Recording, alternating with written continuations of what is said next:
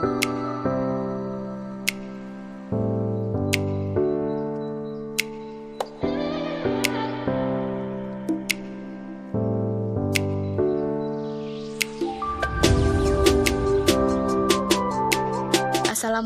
warahmatullahi wabarakatuh. Kami dari kelompok 12 yang beranggotakan 3 orang, yaitu Iwindi Zahra, Siti Nur Latifah, dan saya sendiri adalah Viola Kamara.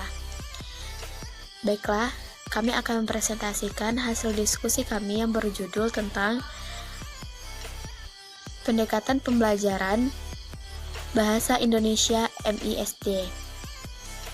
Pengertian pendekatan pembelajaran bahasa Indonesia. Yang pertama ialah pendekatan. Pendekatan menurut Kosdi adalah seperangkat asumsi mengenai hakikat bahasa, pengajaran dan proses belajar mengajar bahasa. Menurut Tarigan, pendekatan adalah seperangkat korelatif yang menangani teori bahasa dan teori pemerolehan bahasa. Sedangkan menurut Junaidi, pendekatan merupakan serangkaian asumsi yang bersifat hakikat bahasa, pengajaran bahasa, dan belajar bahasa. Jadi, pendekatan adalah seperangkat asumsi-asumsi antara satu dan lainnya yang saling terkait. Asumsi-asumsi ini sangat berhubungan dengan karakter bahasa dan karakter proses pengajaran serta pembelajarannya. Selanjutnya yaitu metode. Metode pembelajaran bahasa adalah rencana pembelajaran bahasa yang mencakup pemilihan, penentuan, dan penyusunan secara sistematis. Pemilihan, penentuan, dan penyusunan bahan ajar secara sistematis dimaksudkan agar bahan ajar tersebut mudah diserap dan mudah dikuasai. Semuanya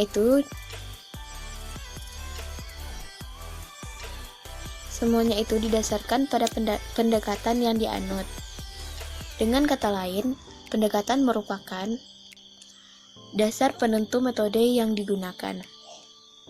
Yang terakhir ialah teknik. Teknik pembelajaran adalah cara guru menyampaikan bahan ajar yang telah disusun berdasarkan bahan ajar yang dianut, berdasarkan pendekatan yang dianut. Teknik yang digunakan oleh guru tergantung pada kemampuan guru itu mencari akal atau siasat agar proses belajar mengajar dapat berjalan dengan lancar dan baik. Dapat dikatakan bahwa teknik pembelajaran adalah siasat yang dilakukan oleh guru dalam kegiatan belajar mengajar untuk memperoleh hasil yang optimal. Teknik pembelajaran ditentukan berdasarkan hasil metode yang digunakan, dan metode disusun berdasarkan pendekatan yang dianut.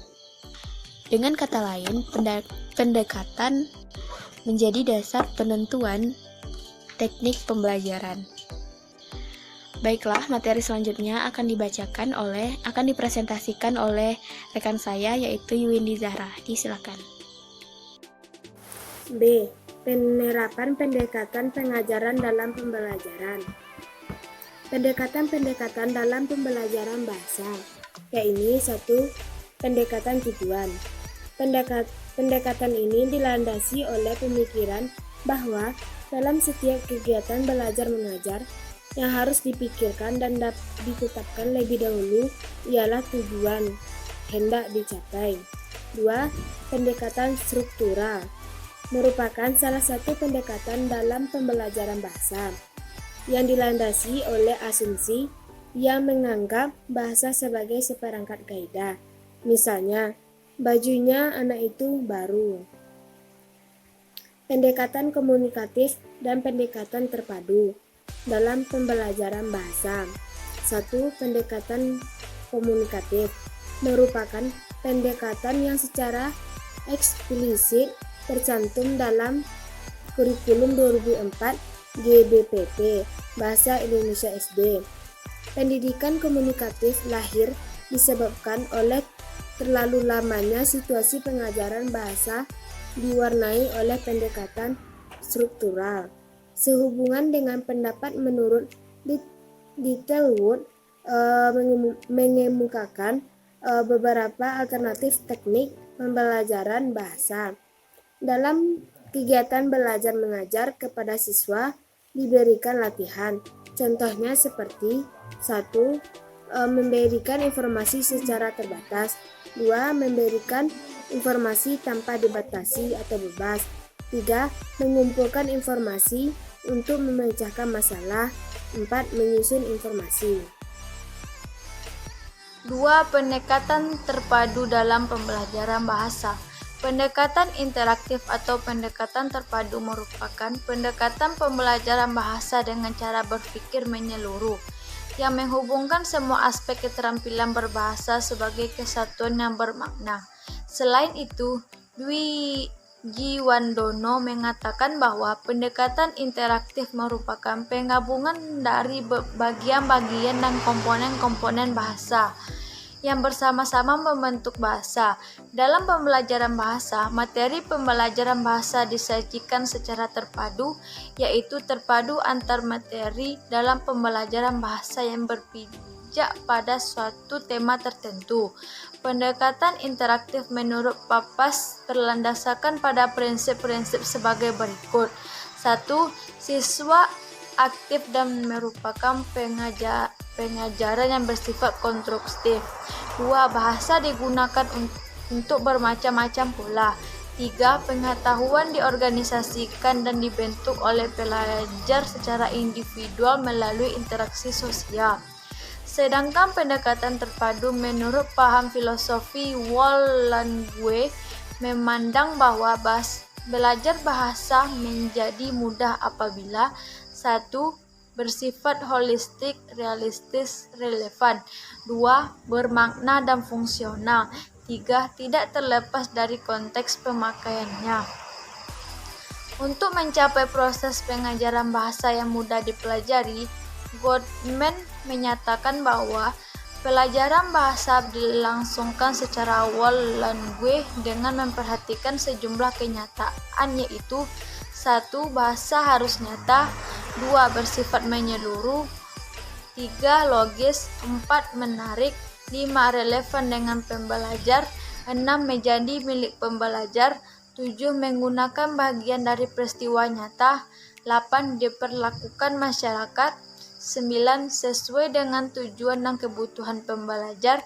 10. Dapat dimengerti dan digunakan pembelajar. Untuk mengoptimalkan keterpaduan antar pembelajar bahasa dengan pendekatan interaktif, Bushing dan Keywords mengemukakan 3 prinsip, yaitu 1. Keefektifan komunikasi secara luas sebagai tujuan pengajar di sekolah dasar. 2. Memaksimalkan hubungan antar keterampilan bahasa.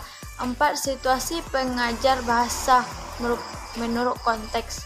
Selanjutnya, Yarge mengemukakan beberapa hal yang terjadi di dalam kelas dengan pendekatan interaktif, yaitu 1. Siswa banyak bergaul dengan literatur. 2. Siswa merasakan adanya peningkatan dalam belajar dan mereka memperlihatkan kesanggupan yang belajar yang tinggi. 3. Guru-guru berinteraksi dengan siswa baik secara pembelajar maupun sebagai penulis. 4. Guru memperhatikan terhadap bacaan dan tulisan pada umumnya. Jadi jelas bahwa aspek-aspek itu di dalam praktek penggunaan bahasa akan selalu tampil bersama. Melihat kenyataan tersebut, maka dalam pembelajaran bahasa Indonesia ditetapkan suatu pendekatan yang dalam pelaksanaannya memadukan aspek-aspek bahasa. Pendekatan itu disebut pendekatan terpadu. 3. Pendekatan terpadu dalam pembelajaran bahasa Indonesia. Telah dikemukakan bahwa pemilihan pendekatan terpadu dalam pembelajaran bahasa, termasuk bahasa Indonesia, dilandasi oleh pemikiran bahwa aspek-aspek bahasa selalu digunakan secara terpadu. Bahasa tidak pernah digunakan secara terpisah. Aspek demi aspek dalam pembelajaran bahasa Indonesia, materi kebahasaan yang perlu diberikan kepada siswa mencakup 1. Lafal dan intonan, 2. Ejaan dan tanda baca, 3. Struktur, 4. kosakata. Penerapan pendekatan terpadu dalam pembelajaran bahasa Indonesia di kelas-kelas rendah, keterampilan tersebut dapat diwujudkan sebagai berikut. 1. Ketika guru mengajarkan menulis kalimat atau kata-kata. 2. Ketika guru mengajarkan menulis kalimat atau kata-kata. 3. Pada waktu guru mengajarkan membaca kalimat. 4. Pada saat guru mengajarkan menulis kalimat. 5. Pada waktu guru mengajarkan keterampilan berbicara sekaligus guru mengajarkan intonasi. 6. Keterampilan menyimak dapat dipadukan dengan keterampilan berbicara maupun keterampilan menulis. 7. Pada waktu guru mengerjakan kata-kata baru. 8. Pemanduan dengan bidang-bidang studi lain seperti IPA, IPS, dan matematika.